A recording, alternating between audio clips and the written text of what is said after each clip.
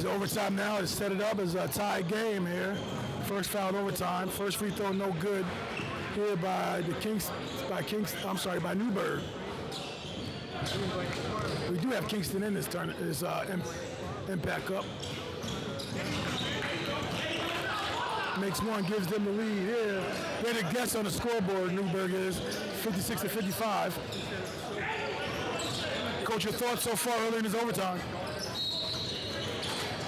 It's an extension of what we saw latter part of the game. Pulls up for three, doesn't get it to go, battle for a rebound, get the rebound. It's the same kind of thing we saw in the previous 4 quarters, where these guys going back and forth, fooling each other out. It's just going to be one of those things that a possession, a free throw, will probably determine the game or something like that. Couldn't get it to go. And he has been doing that all game, putting pressure, getting on the interior and trying to get buckets. But right now it's a 1-point advantage, and we'll see what happens in the latter part here of the overtime. Well, this is the team here. This Newburgh team is a team that lost a shaker in the class. I thought he stayed in.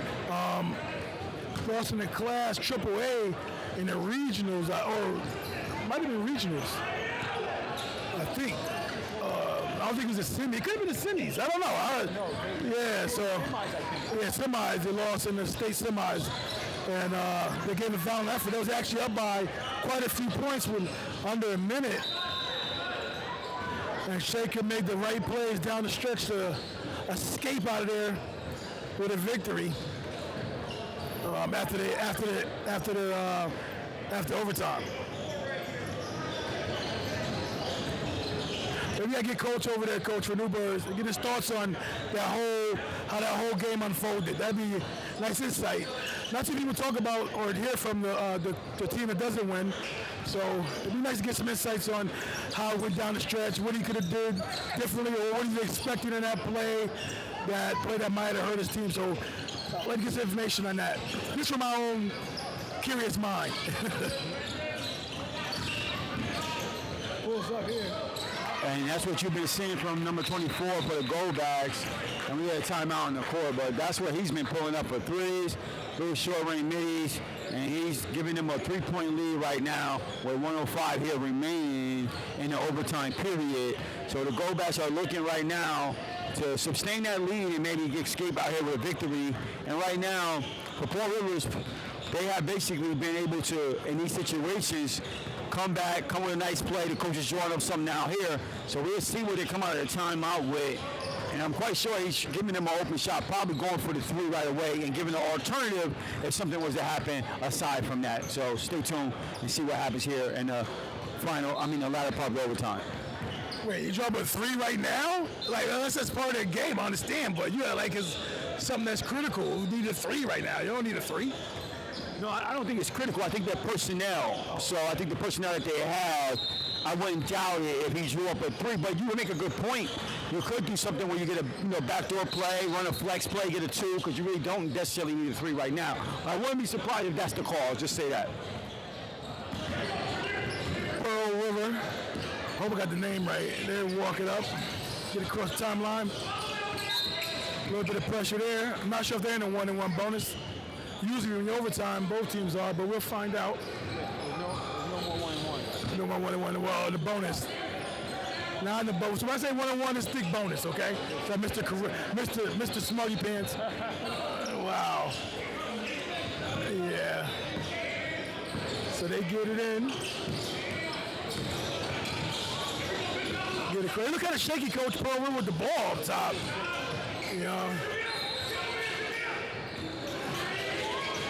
High hands, near turnover, near travel there. Yeah, you got to take that. Nice pull up. Nothing but the bottom. Got a nice quick two, down one, Coach. 58-57. What do you think about that shot right there, Coach? That was a tough shot right there, but you got a foul right here. That was a really tough shot right there. You could tell they was kind of gunning for, they would take the three, but they decided the time was ticking away. He got a lane, he had to hit a nice tough shot on the lane, the baseline, he was able to do it. And now we're going here with two shots. So let's see if he can make both of these. And even if he makes both of them, they still a one-possession game. So you think about any pressure being applied here, Coach, full court maybe even 3 quarters? But they should have did that when they had when it was before overtime, I thought. But you got to guard against unnecessary fouls, I guess, when you pressure. But right now, though, I think you guard up. Yeah, but the go-backs haven't really showed discipline and being able to, cover those gaps and all that. No, not give up layups in transition. Oh, okay. So they have to be careful of that right now. I probably would get up and just play man-to-man, straight defense, grab one, and that's what they tend to do right here, elected to do. You can go high. I think they're in zone. It looked to be in zone. They are in? Oh, they saying they got back in zone. Coach wanted to foul them. I guess they got fouls to give. So he triggers the ball inside, looks, fouls him right away. Oh, my. That was a beautiful play right there, and he got the foul call. Sometimes you can run the same play. I'm telling you, you'd be surprised. And they run the same play. Oh, he fouls him right away again. That's not even like a real play, though. That's like a playground play. Yeah, but everybody falls asleep on that play. Yeah. You see that play happen more times than not. Now I know the coach is up there. He's on it now. He's like, no, we're not having that. But 13 seconds left, a lot of time left. Foul again. How many fouls they got to give? What the heck? Are you serious? Referee's holding their whistle. Seemed like in this game, he got fouled that many times. I thought I think he messed up. Oh, yeah. Yeah, he messed up. Yeah, coach made a blunder right there. Coach, that's your fault, Coach, because you over there having him foul like crazy. Right. Bugging, bonkers. You're not keeping track. Yeah, and what bugs me out about that is that the fouls is exactly the extension of the fourth quarter. So that's what really bugged me out, too. You don't change the fouls when you go to overtime, Coach. You blew the layup. Oh, wow. You had a nice opportunity there, too. On purpose? Yeah, I would. Well, no, you got 12 seconds left. Coach, you call a timeout, Coach. You got to clean this up to his players in the huddle here, Coach. You definitely got that. My bad. Oh. And I'm glad we only still up by one. Right. Because it's going to be a tie ball game right now. We're going to be trying to fight for our lives to try to win this game. Right now, they got to make free throws, period, point blank. He has a guy on the bench with him, Coach. So I understand why he couldn't have that guy off the bench and keep track of that. He was right by the table, Coach. I would like to give him that out, but the coach was standing right by the table. Like, you're saying the table gave misinformation. That's what you're saying? Nah, it was, you got to know that. We're over here going, that's not double yet. That's not double yet. Come on, as a coach. If we're saying that, you got to in your head kind of know you're having a foul on every possession. Coach, what I'm trying to tell you is so in-depth is because the fouls carry over from the fourth quarter to the overtime. It doesn't change. Overtime is an extension of the fourth quarter. It's not another quarter.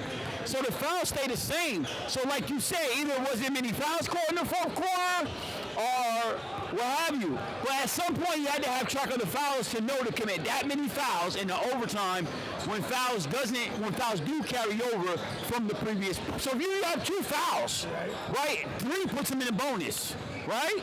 So you gotta be aware of that. He was over there having fun like he had 10 fouls to give. So they good luck to inbound the ball, run the baseline, 12 seconds. Gets it in. Oh, they turn it. Oh, is it a near turnover? Scramble for it. I guess the coach has no more timeouts. 5 seconds to go. Paul Rivers had no more timeouts, and in possession is the go-backs, I presume. Oh, it's Paul Rivers. So they got an opportunity to win this game here. Double screen. He comes over, flashes. He doesn't hit the guy spreading. Good look right there. Oh, he lost it. Had an opportunity, and nobody seems to want to take the last shot and be the hero. As a result, the go-backs escape with a near point victory after the coach had a minor debacle of putting them on the line to take 2 shots. It's a major route. Yeah, 100%. We got the right guy to helm.